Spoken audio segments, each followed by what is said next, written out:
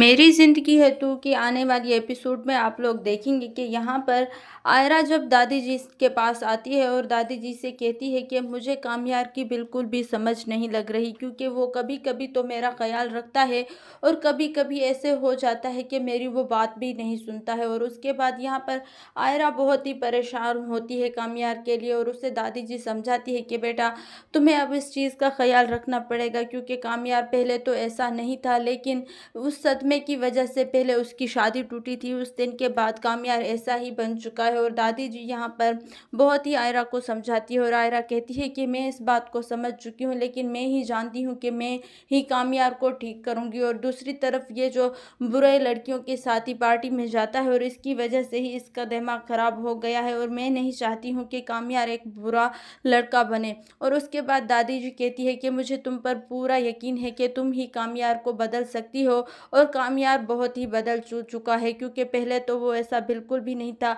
अब वो ऑफिस भी जाने लगा है और ऑफिस के ही काम करने लगा है और घर में सब कुछ ठीक हो चुका है। और मैं जानती हूँ कि अब बिल्कुल ही ठीक हो जाएगा, क्योंकि वो घर वालों के ही साथ खुश हो चुका है और तुम्हारे साथ भी खुश हो जाएगा।